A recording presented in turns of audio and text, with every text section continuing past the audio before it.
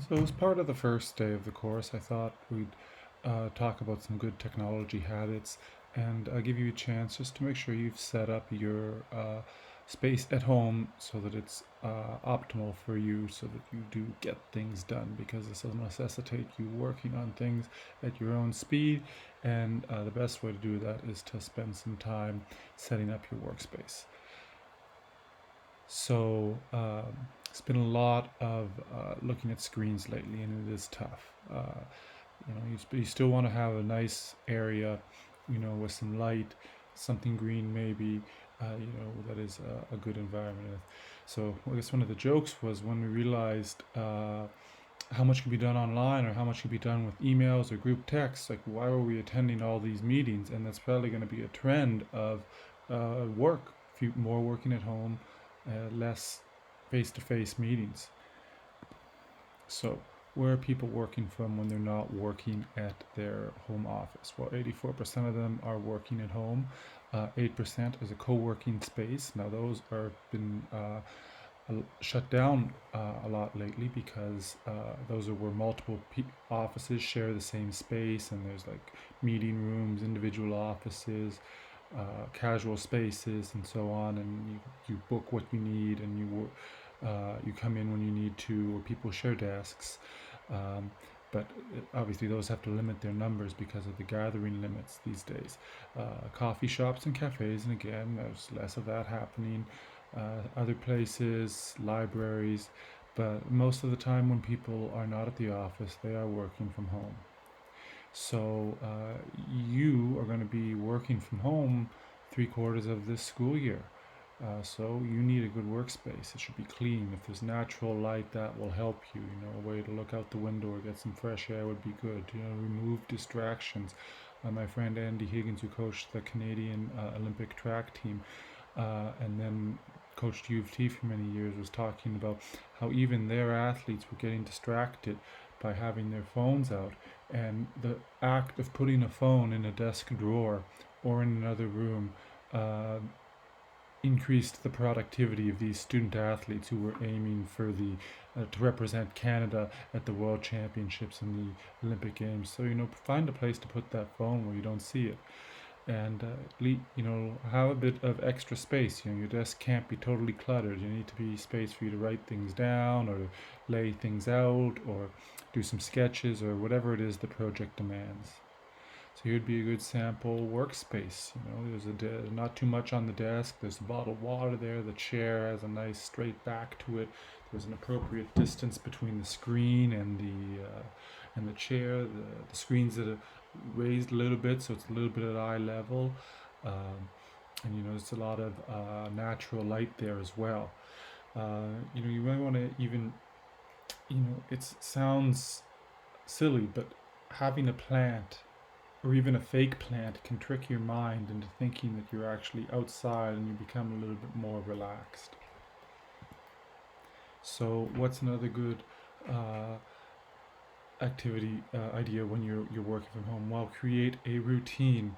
Treat it like it's your school day. I'd say get up at the same time. Still have your breakfast. Don't just roll out of bed 1 minute before class begins.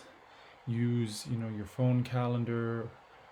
If you're the type of person who uses an agenda or a trapper keeper, haha, you know, plan things out. Leave time. We're going to leave you time for you to have breaks, to get water, to sort of stand up a little bit. Leave yourself. Even though you're doing school from home, you still want to get out into the neighborhood. You still want to exercise, and you still want to work on your mental health.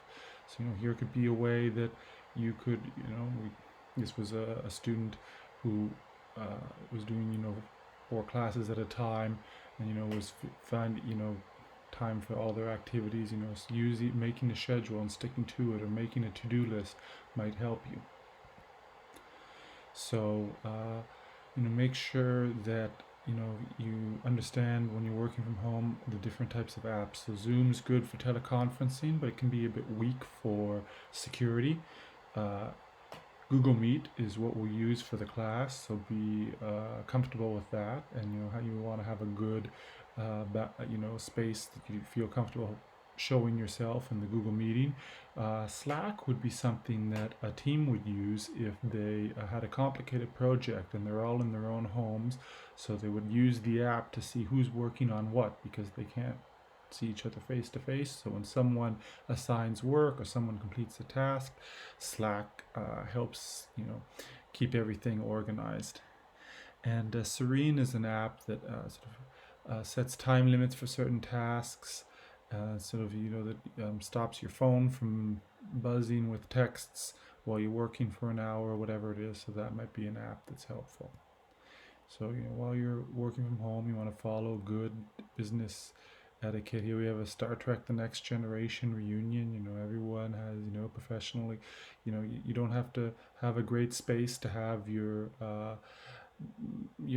but it's good good if you're going to be appearing on camera. Do keep things tidy. Do make sure you're looking nice, and don't be offensive or don't curse anyone else or don't sulk. Follow good business etiquette just like you would normally. uh, Here's some points about e-learning that you should be aware of. Whether you're doing it because of the COVID this year, or you're taking it at a summer school, or you're choosing to take a course that's online, is the students that are already high achievers are more likely to succeed at e-learning because they succeed in regular classes because they have good skills for note taking, for working on task, for attention to detail, and they do the same thing to when they're in e-learning. Unfortunately, it's not a magical switch from like in class to e-learning that'll make everyone succeed. You still have to work at it. And even as high school students, you're developing the skills to work independently. It's going to be really tempting to use your phone to message, to start some side channel conversation, and you want use time to do that in breaks, but you can't let it take over the whole asynchronous learning period.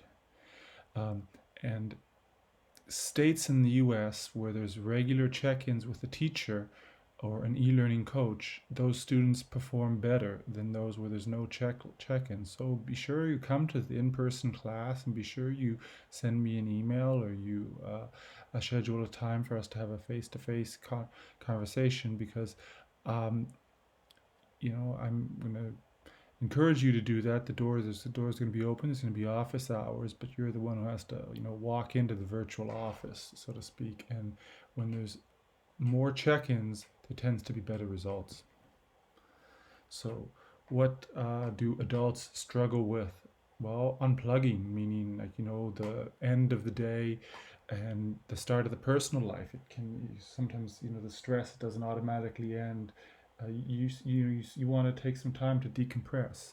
The loneliness, unfortunately, the lack of connection to people. Do try to find a way to participate in the class or to engage with each other.